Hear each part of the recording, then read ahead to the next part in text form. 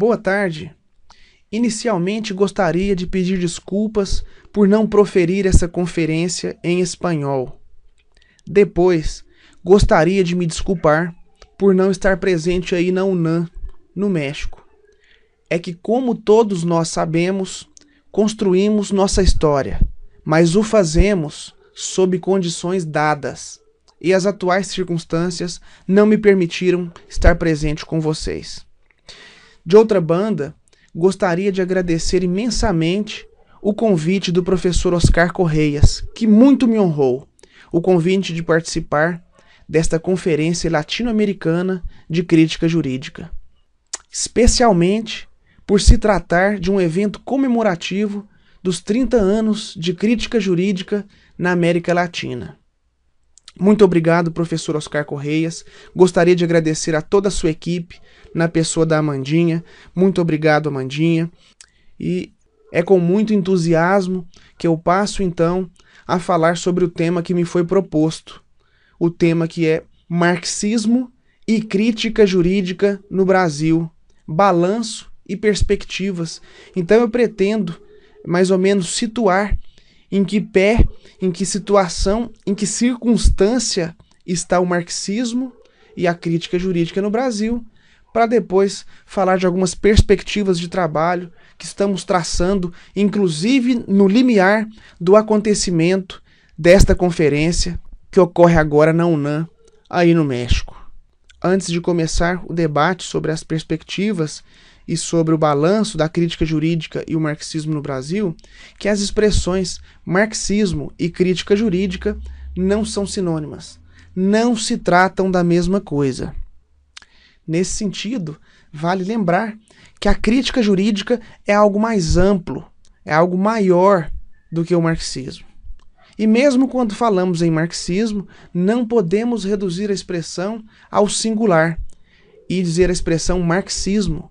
Como José Paulo Neto nos lembra, devemos falar em marxismos. Até porque, se vamos fazer uma análise, vamos compreender o real a partir dessa perspectiva, a partir do que Marx deixou de aporte teórico, se nos fundamentamos nas obras do próprio Marx, na gama conceitual do próprio Marx, podemos dizer que vamos fazer uma análise marxiana. Entretanto, se nos ancoramos, se nos apoiamos nas obras escritas, no aporte teórico deixado pelos sucessores de Marx, aí para mencionar Lenin, Gramsci, Lukács, Rosa Luxemburgo, dentre outros, aí nós estamos falando em marxismos. Não estamos falando de uma produção própria de Marx, de uma produção marxiana, mas de uma produção marxista. E, portanto, devemos falar em marxismos. Nós temos mais do que um marxismo. E além da perspectiva marxiana e dos marxismos, nós temos algumas correntes teóricas que não são marxistas, mas que são de inspiração marxista. Ou seja, que muito embora não se finquem, não se apoiem, não se ancorem numa gama conceitual exclusivamente marxiana ou marxista, admite a influência do pensamento marxista na sua elaboração teórica. Então nós temos aqui, só para mencionar, no âmbito da crítica jurídica, pensamento jurídico marxiano, pensamentos jurídicos marxistas, pensamentos jurídicos de inspiração marxista, e além disso, temos outros pensamentos que nem sequer se filiam à perspectiva de influência marxista. Algumas perspectivas teóricas que rejeitam o formalismo do positivismo jurídico, mas que nem sequer tangenciam com uma noção marxista.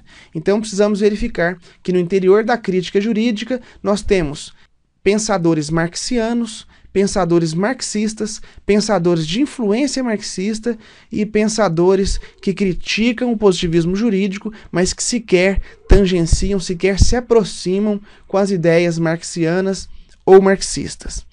É interessante fazer essa ressalva, porque o próprio Alisson Mascaro, na sua obra Filosofia do Direito, ele faz menção a que são 3 os caminhos do pensamento jurídico na atualidade. E para dizer que são 3 os caminhos jurídicos do pensamento jurídico na atualidade, ele se ampara na ideia de modernidade. Alisson Mascaro vai dizer, olha, os períodos históricos, e isso é de conhecimento de todos nós, eles são formados ou eles são organizados historicamente a partir do modo de produção do qual se formaram, do qual se erigiram. Então, para um modo de produção escravista ou escravagista, nós temos aí o período da antiguidade. Para um modo de produção feudal, nós temos aí a Idade Média ou período medieval. E em correspondência ao modo de produção capitalista, ao capitalismo, nós temos a modernidade, ou o período moderno. E Alisson Mascaro vai recortar a modernidade em dois grandes períodos, somente no que tange a filosofia do direito. Alisson Mascaro vai dizer, olha, a modernidade, e eu sei que a modernidade é um período contínuo que se estende desde o início do capitalismo, passando por sua consolidação e até os dias atuais, é um período que, do ponto de vista da filosofia, podemos separar em filosofia do direito moderna e filosofia do direito contemporânea. A filosofia do direito moderna, enquanto uma filosofia que justifica o capitalismo, mas ainda o faz com um conjunto de ideias e aportes teóricos pré-capitalistas. Seria a fundamentação do Estado moderno, a fundamentação do modo de produção capitalista a partir das ideias justnaturalistas, racionalistas, até que o capitalismo se consolida e consegue produzir das suas entranhas uma filosofia que o justifique a partir do seu modo de ser, a partir da sua própria lógica. E essa filosofia é a filosofia juspositivista. Então Alisson Mascaro destaca que essa filosofia do direito que ele chama de contemporânea e que nós sabemos que corresponde ao período moderno e à consolidação do capitalismo, essa filosofia contemporânea do direito, ela nos permite três caminhos distintos, vai dizer Alisson Mascaro. Permite um caminho juspositivista, que é aquele que marca a consolidação, a manutenção e a justificação do capitalismo. Marca também a constituição de um pensamento não juspositivista, um pensamento que tenta escapar dessa trama juspositivista, que tenta analisar o direito não só a partir das normas jurídicas, mas a partir da realidade. E um terceiro caminho, que seria o caminho crítico da filosofia do direito, seria o caminho marxista da filosofia do direito. Então, grosso modo, o pensamento juspositivista, ele corresponderia a visão mais reducionista do fenômeno jurídico, uma visão mais limitada do fenômeno jurídico. Essa visão é limitada porque consiste em quê? Na redução do direito aquilo que tem de normativo, de estatal. Reduz a análise do direito à análise das normas jurídicas produzidas por uma autoridade competente no âmbito do Estado. Em resumo, essa perspectiva juspositivista, ela legitima as normas jurídicas e legitima as instituições jurídico-políticas. Por outro lado, o pensamento jurídico não juspositivista, ele pretende uma visão realista e que, portanto, procura desvendar, procura desvelar, procura desmascarar o poder em análises que ultrapassam o âmbito das normas jurídicas. Então tenta enxergar além do juspositivismo, tenta na sua essência superar o reducionismo formalista do positivismo jurídico. Por fim, o pensamento jurídico crítico, o pensamento jurídico marxista, ele se situa com as visões mais profundas, com aquelas visões mais amplas, aquelas visões que potencializam, que permitem a transformação social, naquilo que se refere à análise do direito, aquilo que se refere à análise do fenômeno jurídico. Por isso, a perspectiva marxista, além de ultrapassar o reducionismo formalista do positivismo, propõe a compreensão do direito na totalidade das relações sociais, ou seja, compreende o direito a partir da história e a partir da estrutura social.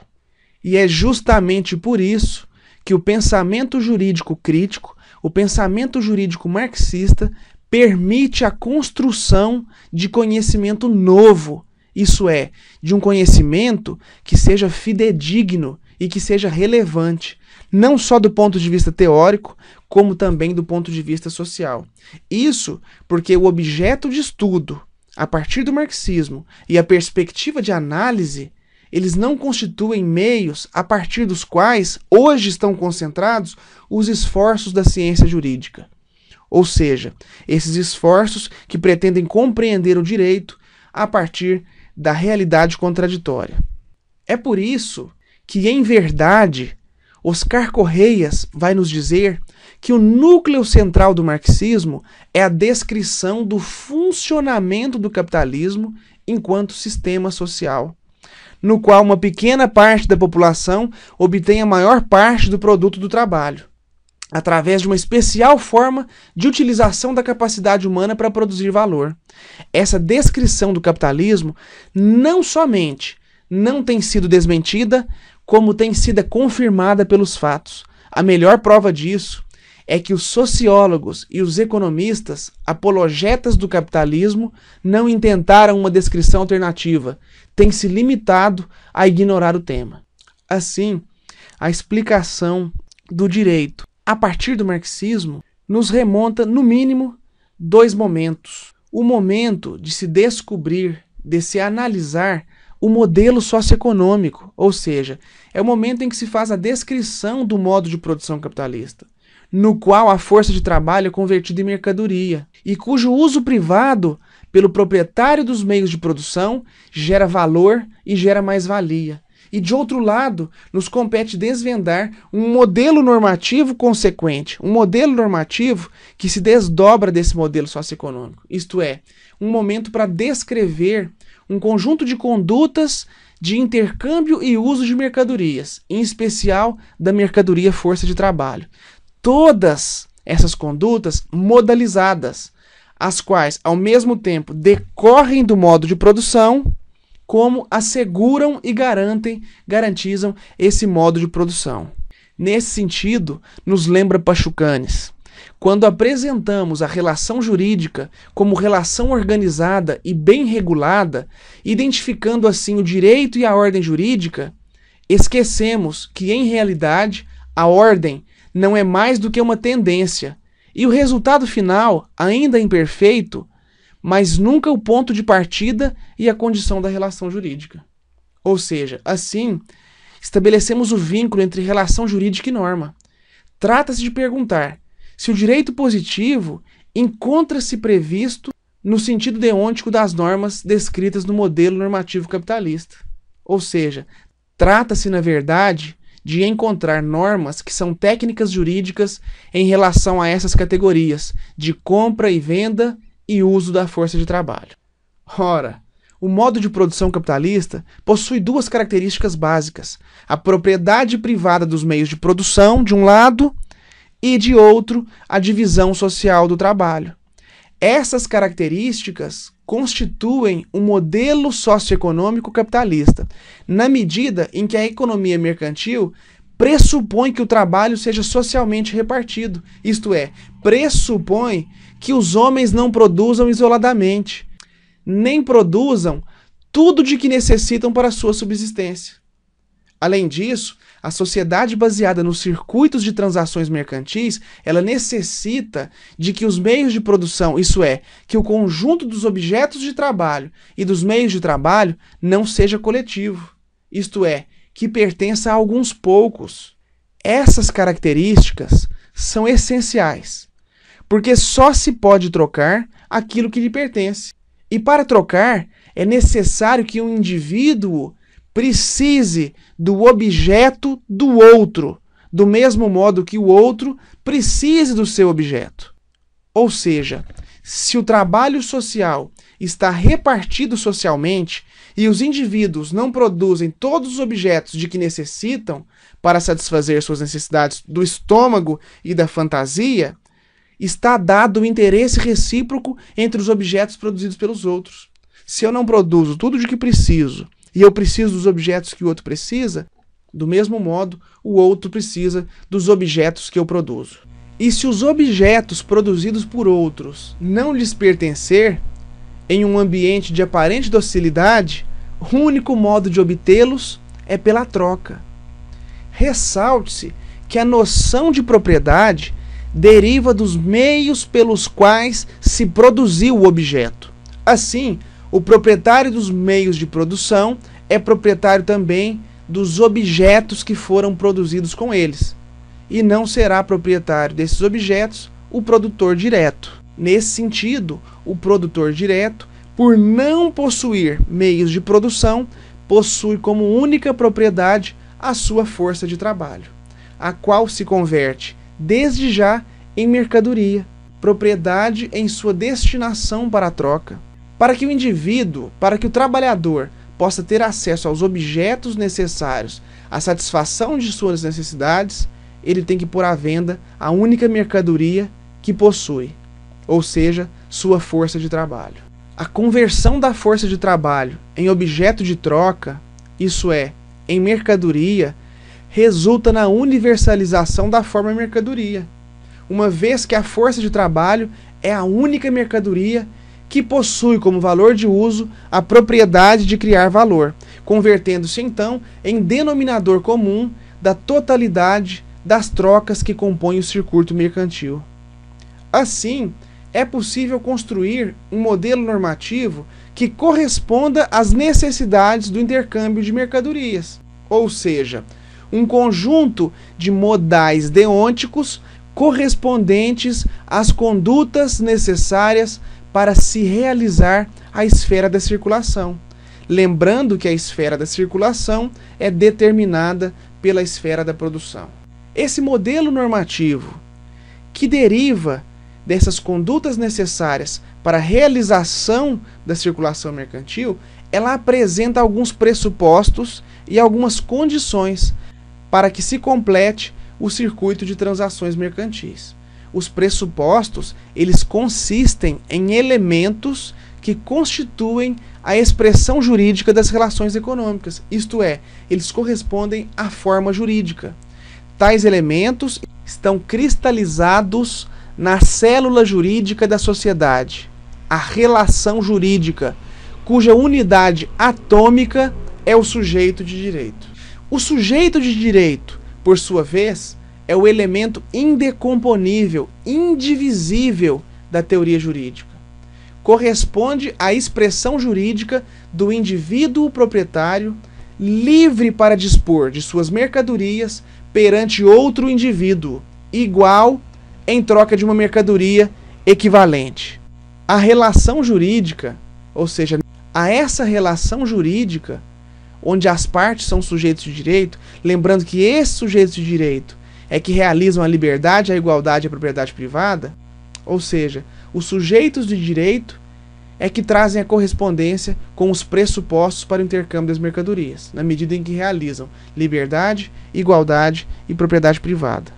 Por outro lado, a conversão da força de trabalho em mercadoria exige uma série de condições, tais como o fato de o trabalhador possuir como única propriedade sua força de trabalho, o reconhecimento formal da igualdade entre trabalhador e capitalista, a liberdade de disposição de si mesmo, a garantia das condições mínimas para que a força de trabalho possa ser produzida e reproduzida, tal como salário, jornada de trabalho limitada, proteção à maternidade, entre outras. Se nós procurarmos no direito positivo normas jurídicas que condizam com o modelo normativo capitalista, nós vamos ver no Brasil que a definição de dignidade humana, que está no artigo 1º da Constituição Federal, representa a noção de sujeito de direito. E vamos perceber que os direitos civis fundamentais, que estão elencados no artigo 5º da Constituição Federal do Brasil,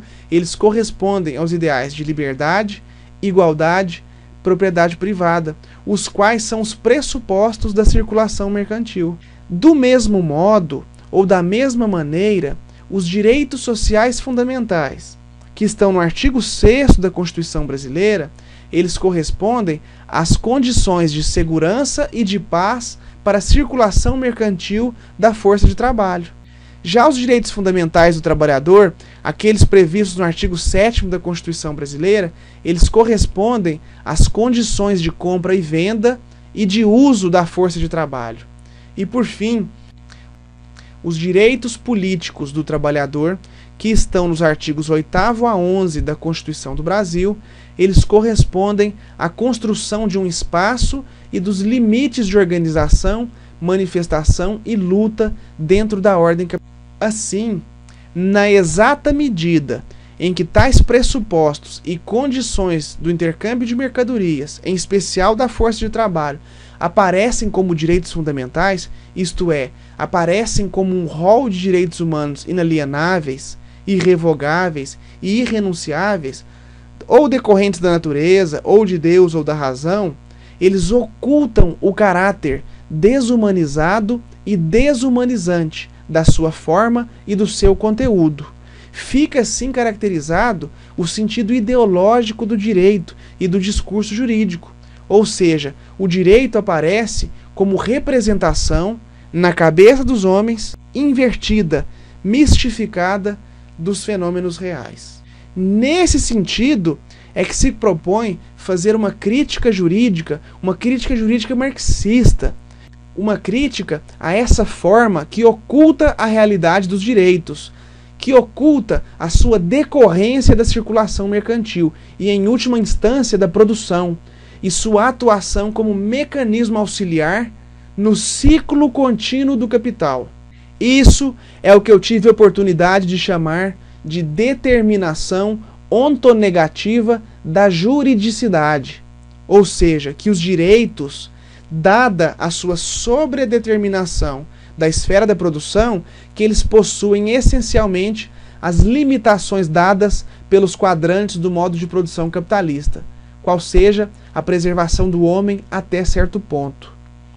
E exatamente até o ponto em que seja necessário, no máximo de suas potencialidades, para preservar a força de trabalho abstratamente, como garantia universal de que todos possam vender a si mesmos como mercadorias. Assim, o máximo que o direito pode atingir é a garantia de que todos se convertam abstratamente em mercadorias, e a eficácia do direito apenas seria plena se houvesse a possibilidade, nos limites do modo de produção capitalista, de converter materialmente a todos em mercadoria absorvida pelo mercado, já que o modo de produção capitalista é uma sociedade em que se legitima a exploração do homem pelo homem. Essa última análise, essa última perspectiva, se trata de uma perspectiva marxiana e marxista da compreensão do direito. Qualquer outra forma de compreender o direito que escape da proposta de extinção do Estado e de extinção do direito não se trata de uma proposta eminentemente, centralmente marxista ou marxiana. O que se percebe no âmbito da crítica jurídica são algumas perspectivas não marxistas e não marxianas, propostas que são interessantes, que cumprem com o seu papel e que têm o seu valor, mas que é preciso colocá-las em seu lugar. Essas propostas não marxistas e não marxianas, que não têm como objetivo final ultrapassar os limites do direito do Estado, são filosofias que, no fim, fundamentam, legitimam não só o Estado como o direito, e quando o fazem, legitimam também o modo de produção capitalista. Ou seja, temos que ter a consciência de quanto mais direitos, mais capitalismo teremos. Acredito que é preciso, sim, fazer a defesa das condições mínimas de vida dos seres humanos. É preciso, sim, lutar e defender a classe trabalhadora no interior do Estado capitalista. O que nós não podemos é limitar essa luta ao interior do Estado capitalista, ao interior do direito capitalista, aos quadrantes do modo de produção capitalista. Porque quando situamos nossa luta no âmbito dos direitos e no âmbito do Estado, o que fazemos é lutar pela preservação e pela manutenção do capitalismo. Então, que me desculpem as demais perspectivas que estão presentes no evento. Seu papel e sua contribuição são muito relevantes, desde que tenham como horizonte ultrapassar os limites do direito e do Estado. O pluralismo jurídico, por exemplo, que talvez, dentro da crítica jurídica, seja a perspectiva que maior tem adesão. A perspectiva pluralista é importante porque supera a visão juspositivista do direito. Importante porque supera o normativismo formalista do Estado burguês. Mas, por outra banda, devemos tomar muito cuidado com o pluralismo jurídico, pois o pluralismo jurídico pode se converter em arma de defesa do modo de produção capitalista, na medida em que o pluralismo jurídico cria mecanismos para que se utilize da forma jurídica para ampliar os direitos, ou seja, no máximo o pluralismo jurídico atinge aquilo que Marx chamou de emancipação política, que é o máximo da liberdade, mas o máximo da liberdade dentro do capitalismo. E o que nós propomos com o marxismo é ir além, é ir mais adiante e enxergar possibilidades que ultrapassem o direito, que ultrapassem o Estado. Aí sim falamos em emancipação humana. Aí sim falamos em abandonar as noções de democracia e de cidadania, porque não há mais que se falar em separação entre o público e o privado, características próprias do modo de produção capitalista. Então, nesse sentido, eu vou falar um pouco sobre o balanço e as perspectivas, não da crítica jurídica no Brasil, mas do marxismo jurídico no Brasil. Eu vou apontar aqui quem são hoje os grandes polos do marxismo e do direito no Brasil. E para falar sobre marxismo e direito no Brasil, temos que começar com uma ressalva. Os grupos de juristas marxistas no Brasil são poucos e são dispersos. Nós não temos uma organização, a constituição de uma rede de juristas marxistas no Brasil que dialogam hoje. Eu vou destacar alguns dos principais polos onde se concentram ou onde se encontram juristas marxistas no Brasil. Eu vou começar por aquele que talvez seja a maior expressão do pensamento jurídico crítico no Brasil. Vou começar falando de Márcio Bilharinho Naves.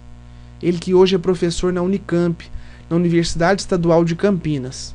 Muitos dos juristas da crítica jurídica rejeitam Márcio Bilharinho Naves por taxá-lo de maoísta, por taxá-lo de fascista, por impingir a ele uma série de acusações infundadas. Márcio Bilharinho Naves, esse jus-filósofo brasileiro, talvez o maior jus-filósofo que o Brasil já conheceu, ele teve a audácia de proceder a um estudo sobre Pachucanes, o estudo que consistiu na sua tese de doutoramento e que foi publicada com o título Marxismo e Direito, Estudo sobre Pachucanes. Nessa obra, Márcio Bilharinho Naves foi até a fonte, leu as obras de Pachucanes no russo, leu não só a teoria geral do direito e o marxismo, mas leu o conjunto de sua obra. E a partir do estudo do conjunto de sua obra, conseguiu estabelecer relações entre o estudo da economia no Marx do Capital com o estudo do direito no Pachucanes, da teoria geral do direito e o marxismo. E ele conseguiu, com muita clareza, com muita sofisticação, identificar o liame entre direito e economia e traçar o paralelo entre a teoria econômica de Marx e a teoria jurídica de Pachucanes. Uma outra obra de Márcio Bilharinho Naves é uma coletânea com algumas traduções, inclusive do próprio Pachucanes, O Discreto Charme do Direito Burguês. Uma obra interessantíssima também, que foi disponibilizada para o grupo do professor Oscar Correias e que pode ser encontrada na biblioteca da UNAM. Talvez o grande discípulo, ou talvez aquele que tenha seguido a linha mestre do professor Márcio Bilharinho Naves, seja Celso Cachiura Júnior.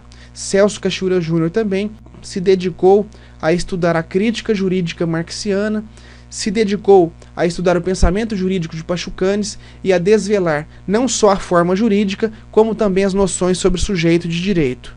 O outro autor, ou outro professor que capitaneia, que centraliza o debate do marxismo e direito no âmbito do Estado de São Paulo, é Alisson Leandro Mascaro, professor da USP, da Universidade de São Paulo. Ele tem duas obras importantíssimas, a sua tese de doutoramento, Crítica da Legalidade e do Direito no Brasil, em que ele faz uma análise de como se constituiu o marxismo no Brasil e de como se formaram as noções de legalidade e de direito na perspectiva marxiana. E além disso, uma obra intitulada Filosofia do Direito. Nessa obra Filosofia do Direito, Alisson Mascaro faz uma incursão na compreensão das diversas filosofias do direito ao longo da história a partir de uma perspectiva marxista. Outro aspecto importante na perspectiva de Alisson Mascaro é que ele tem orientado diversas dissertações de mestrado e tese de doutorado na perspectiva de análise do marxismo e do direito. Ele orientou algumas dissertações, eu vou destacar alguns nomes aqui, de discípulos seus, que têm trazido, têm deixado um legado muito grande para o marxismo e direito no Brasil.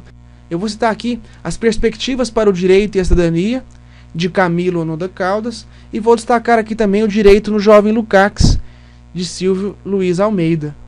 Eu incluo no hall desse grupo de São Paulo, até porque eu conheci, através de Alisson Mascaro, o Júlio Moreira, que irá apresentar um painel logo em seguida, ele que estuda o direito internacional na perspectiva marxista. Então, o Júlio Moreira eu destaco como um representante desse grupo de São Paulo, apesar dele se situar no estado de Goiás, onde tem também um núcleo de marxismo e direito. Outro grupo importante no Brasil que tem discutido direito a partir de uma perspectiva marxista é um grupo da Paraíba, da Universidade Federal da Paraíba. É um grupo que é encabeçado por Enoque Feitosa e Lorena Freitas. Dentre as produções deles, eu destacaria duas obras: Direitos Humanos e Justiça Social e Marxismo, Realismo e Direitos Humanos. São duas coletâneas nas quais esses autores tentam trazer para o debate os autores marxistas do direito de todo o Brasil. Inclusive, na próxima coletânea, salvo engano, tem um capítulo do professor Oscar Correias, um capítulo meu e um capítulo de Manuel Atienza. O grupo do Enoque Feitosa e da Lorena Freitas, eles têm se dedicado à análise do direito a partir de um marxismo de viés mais humanista, uma análise do fenômeno jurídico a partir de um marxismo de tendência mais humanista. Existe um grupo em Goiás também, na Universidade Federal de Goiás, não na unidade da capital, mas da cidade de Goiás. E esse grupo é um grupo que se chama Fundamentos do Materialismo Histórico e Dialético para o Direito e a Sociedade.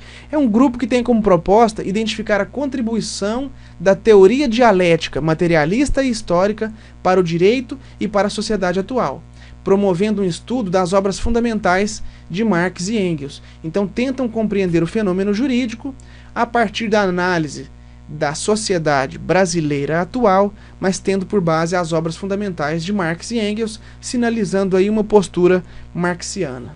E por fim, eu menciono o grupo de Minas Gerais, que é o grupo da FUCAMP, da Fundação Carmelitana Mário Palmério. É um grupo que é encabeçado por mim, Éder Ferreira, e pelo professor Rogério Zeidan. E eu destaco aí 3 principais atividades desse grupo de Minas Gerais. Uma das atividades é a revista jurídica Direito e Realidade, que aproveito para divulgar e convidar a todos para publicar seus trabalhos. Para acessarem a revista e encaminharem seus trabalhos, eu peço que procurem pela equipe do professor Oscar Correias e ele irá indicar para vocês o caminho para publicar na nossa revista. Outra perspectiva de atuação é o nosso Núcleo de Pesquisa Jurídica Pachucanes, do qual eu sou coordenador. No interior desse Núcleo de Pesquisa Jurídica, nós tentamos trazer, no âmbito da graduação, nós tentamos trazer para os alunos, nós tentamos trazer para dentro da universidade a leitura das obras básicas e fundamentais de Marx e Engels e a obra dos marxistas que fizeram análise do direito.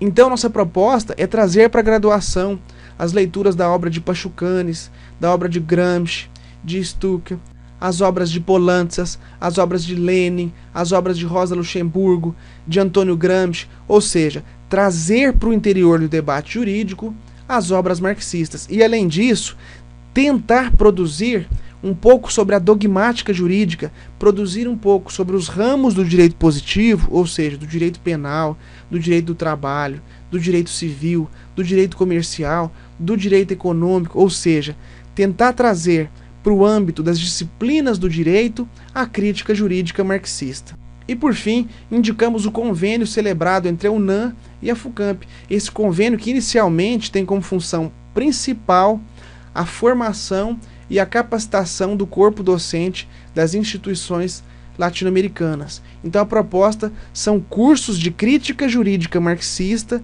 para a formação de quadros docentes para as universidades, sobretudo para a FUCAMP e para a UNAM. Então, em síntese, esse é o balanço da perspectiva marxista. Nós temos aí alguns grupos que são poucos e que estão dispersos, mas a tendência, a perspectiva é que nós formemos uma rede de pesquisadores no âmbito do marxismo e do direito.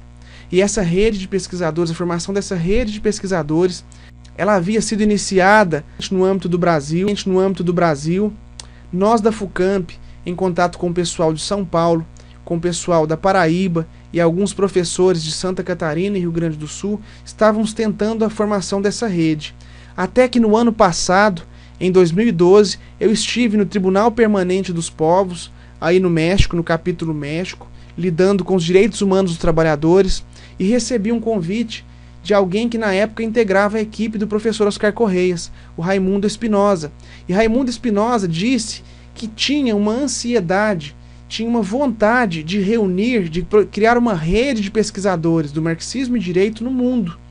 E na época me fez um convite para que eu construísse essa rede, para que eu buscasse, e desde então nós temos fortalecido a ideia de construção dessa rede de pesquisadores, não só da crítica jurídica, mas em especial da crítica jurídica marxista.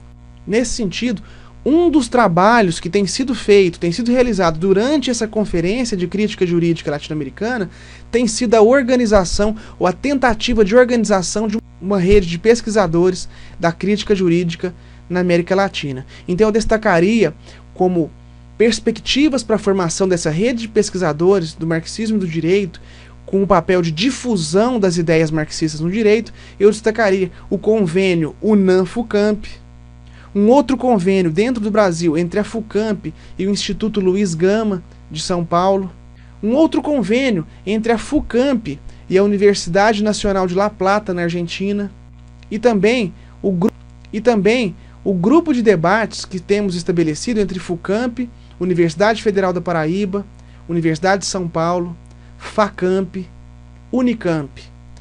Outra proposta e outra tendência foi o convite que me foi feito para participar da Claxo, sobretudo num grupo de trabalho para organizar essa rede de pesquisadores do marxismo e do direito, e essa conferência extraordinária que está acontecendo aí na UNAM, que tem um papel relevantíssimo no sentido de reunir toda a crítica jurídica e, em especial, de reunir os pesquisadores do núcleo do marxismo. Gostaria de deixar claro o seguinte: quando propõe uma crítica marxista do direito, ou uma crítica jurídica marxista, ultrapassando os limites das demais críticas jurídicas, o que eu quero dizer é o seguinte: pensemos o direito e o Estado como correntes que nos cercam, que nos prendem, que nos deixam limitados ao modo de produção capitalista. E pensem o marxismo, pensem a filosofia marxista, pensem a crítica jurídica marxista como uma forma de retirar as fantasias que não nos deixam ver essas correntes. E é por isso que eu encerro a minha fala com um trecho de Marx, extraído da Introdução à Crítica da Filosofia do Direito de Hegel, em que Marx diz que a crítica não arranca as flores imaginárias dos grilhões para que nós, homens, suportemos os grilhões sem fantasia nenhuma e sem consolo, mas para que nós possamos enxergar as correntes, nos livrar das correntes, e para que livres nós podemos fazer brotar as flores vivas, as flores reais. Um forte abraço, muito obrigado, professor Oscar Correias, muito obrigado a todos, e tenham um bom evento aí no México. Boa tarde.